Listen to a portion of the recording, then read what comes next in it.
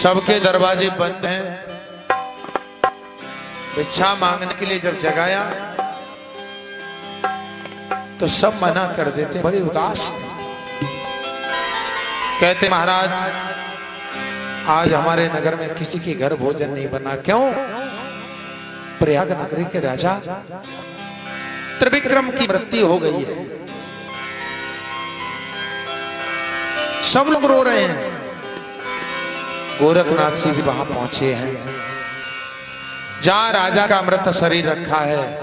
रानी रेवती रो रही हैं, हे भगवान तुमने ये गलत किया।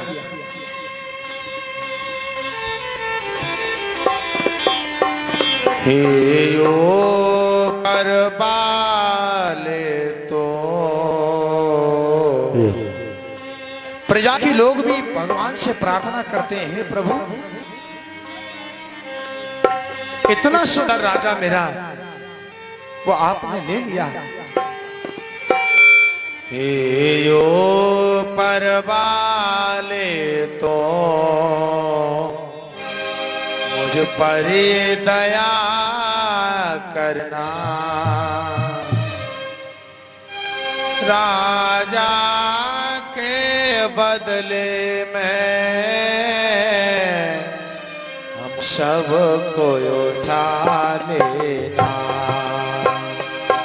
राजा के बदले में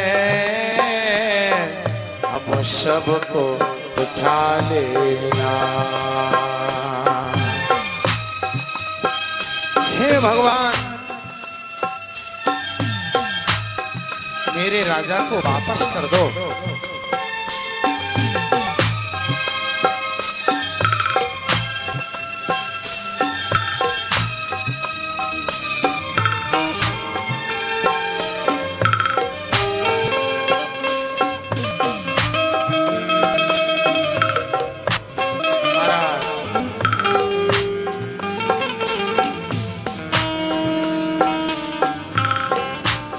मुझे उठा लो। प्रजाजन कहते हैं शान तेरा होगा मेरी विनती सुन लेना। शान होगा विनती मेरी सुन लेना। राजा के बदले सबको उठा लेना। राजा के बदले में हम सबको उठा लेना। हम सबको उठा लेना। सबको वापस कर दो। मुझ पे दया कर दो। राजा के बदले में हम सबको उठा ले तो। राजा के बदले में हम सबको उठा लेना।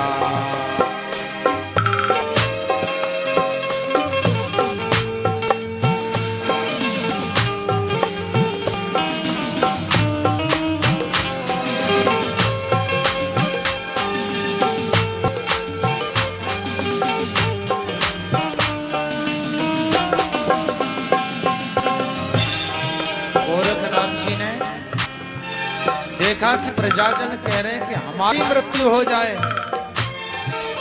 गोरखनाथ जी भी गदगद हो गए।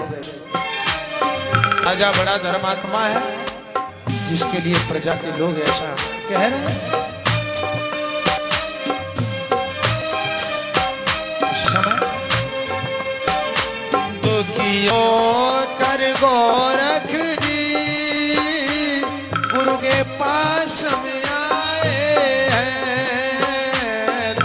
होकर गोरख जी गुरु पास में आए हैं। धन्य धन्य राजा गुरु से वचन सुनाए।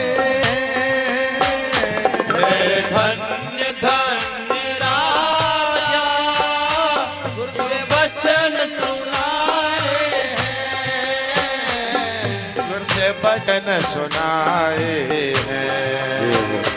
ये ओ परवाने तो मुझ पे दया कर दो, राजा के बदले में हम सबको उठा ले तो।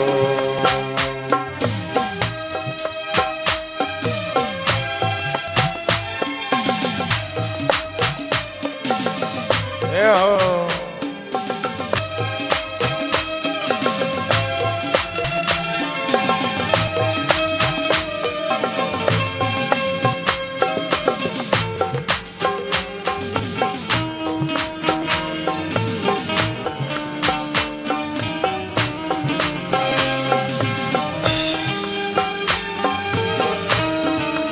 गुरुदेव राजा बड़ा धर्मात्मा है।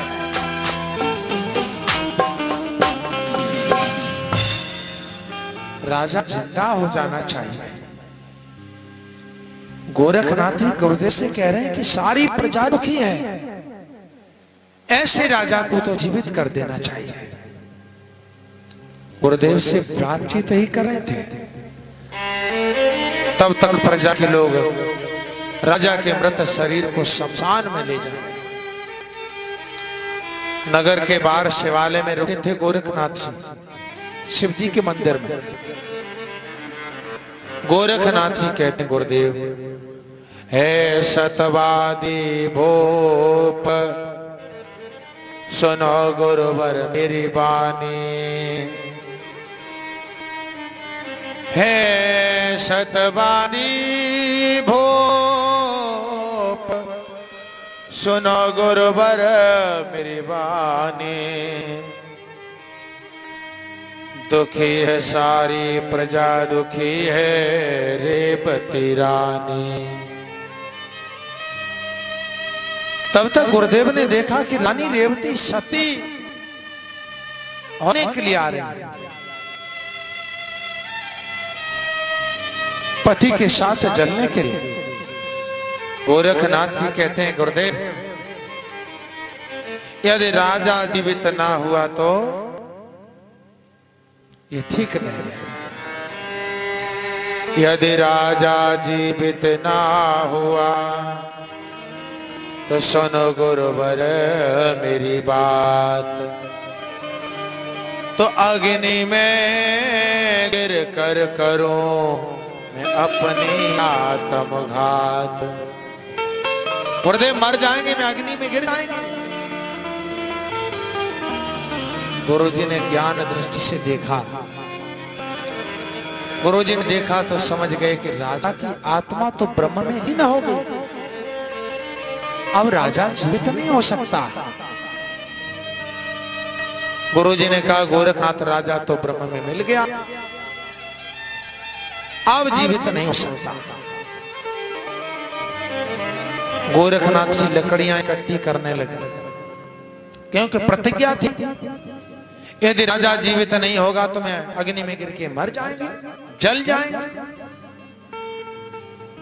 मच्छिंद्र नाथ जी ने देखा कि गोरखनाथ की लकड़ियां इकट्ठी कर रहे हैं,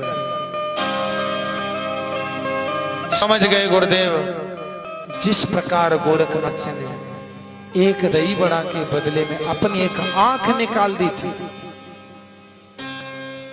उसी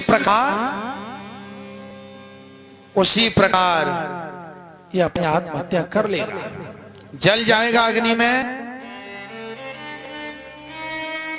तो मच्छिंद्र नाथ जी ने कहा गोरखनाथ जी इधर एक उपाय है, राजा जीवित हो सकता है। देखिए तिरिया राज्य से गोरखनाथ जी निकाल के आए और आज फिर ये नौबत आ गई।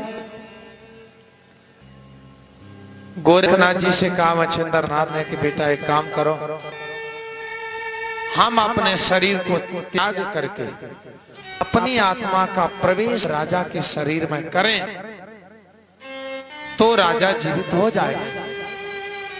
वैसे कोई उपाय नहीं है और तुम्हारी प्रतिज्ञा पूरी करने के लिए हम ये ऐसा कर रहे हैं।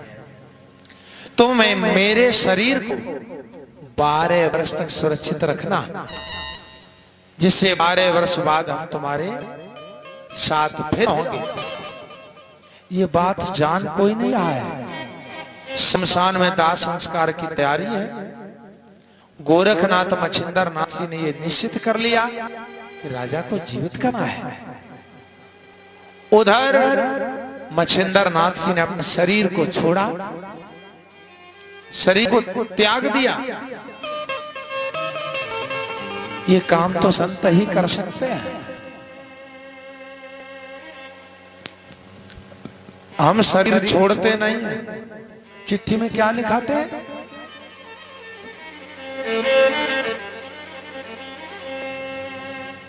उनकी मृत्यु हो गई, लेकिन संतों कि अगर मृत्यु हो तो क्या कहते हैं कि उन्होंने शरीर त्याग दिया।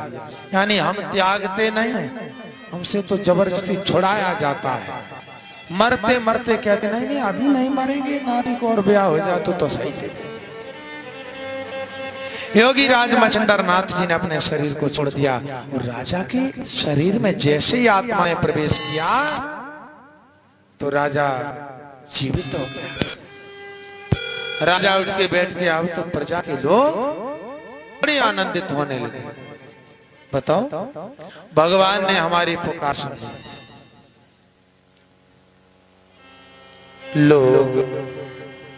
लोग खुश हो के घर अपने जाने लगे। लोग खुश हो के घर अपने जाने लगे। लोग खुश हो के घर अपने जाने लगे। लोग खुश हो के घर अपने जाने लगे। लोग खुश हो के घर अपने